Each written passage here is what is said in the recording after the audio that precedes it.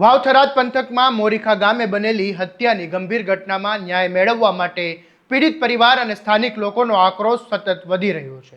Tharad collector કચેરી બહાર પીડિત પરિવાર અને સ્થાનિક અગ્રણીઓના ધરણા પ્રદર્શનનો આજે 5મો દિવસ છે।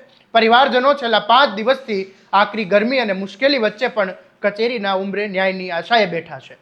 પરિવારની માંગ છે કે આ સમગ્ર હત્યા કેસમાં કાયદેસરની રીતે આઈપીસીની 302ની કલમ હેઠળ ગુનો દાખલ કરવામાં આવે અને પીડિત પરિવારને વહેલી તકે ન્યાય મળે। અગાઉ જિલ્લા કલેક્ટર અને એસપી દ્વારા આશ્વાસન આપવામાં આવ્યું, તેમ છતાં નક્કર કાર્યવાહીના અભાવે પરિવારનું આંદોલન ચાલુ રાખ્યું અને એવી પણ ચર્ચા ચાલી રહી છે કે આ કેસની તપાસ અન્ય અધિકારીને સોંપવામાં આવી છે, પરંતુ જ્યાં સુધી પોલીસ તરફથી હત્યાની કલમ ઉમેરવા અંગેની લેખિત ખાતરી નહીં મળે ત્યાં સુધી ધરણા શરૂ રાખવામાં આવશે તેવી પરિવાર દ્વારા માંગ કરવામાં આવી છે અને ચીમકી આપવામાં આવી છે।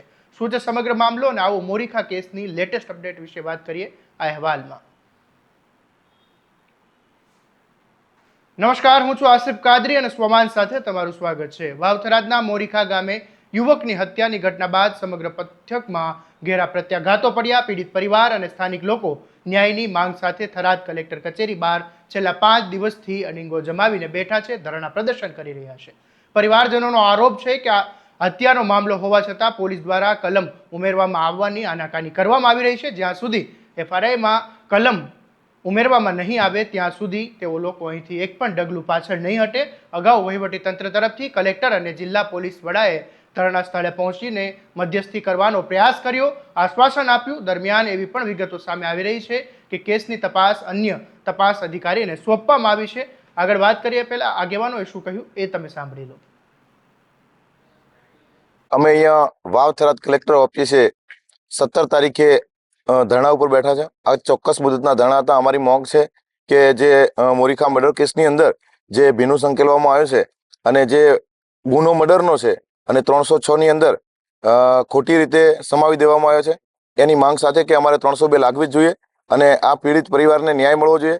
અને જે લખીરામભાઈનો અત્યારે અમારી પાસે હયાત નથી, પણ જ્યાં પણ છે એ એમની આત્માને શાંતિ મળે કે ના, મારું જે મર્ડર થયું છે એના માટે મારી સમાજે અને મારા પરિવારે બધા લોકોએ સાથે મળી અને અમને ન્યાય અપાવવા માટે કામ કર્યું છે।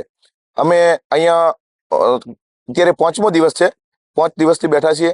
વચ્ચે કલેક્ટર સાહેબ ને એસપી સાહેબ ખાલી નીચે આવી અને થોડું આશ્વાસન આપીને ગયા હતા અને એના પછી ઘણી બધી અંદરો અંદર અમારે બેઠકો થઈ, પણ અમારી જે માંગ છે એ માંગને લઈને અમે બેઠા છીએ જ્યાં સુધી અમારી માંગ નહીં સંતોષાય।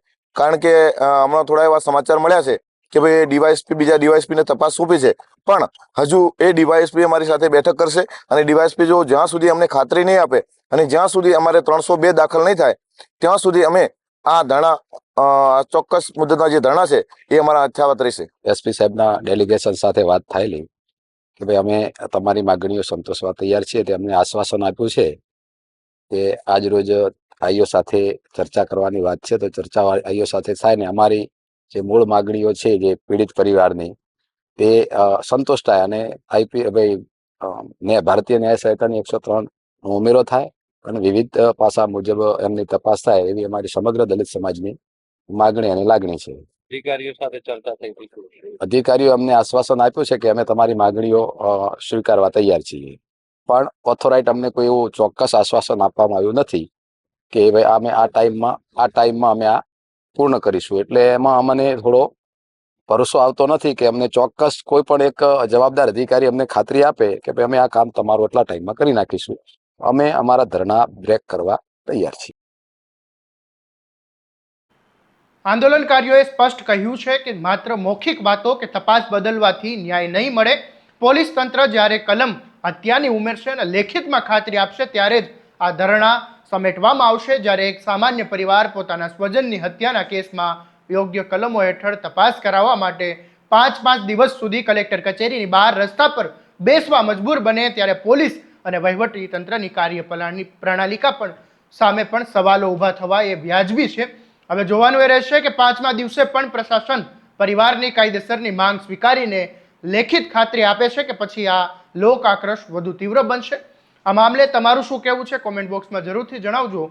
તમારા સ્વમાનની વાત કરતા સ્વમાનથી સબસ્ક્રાઇબ કરી દેજો અને આ વિડીયોને શેર કરવાનું ભૂલતા નહીં। નમસ્કાર।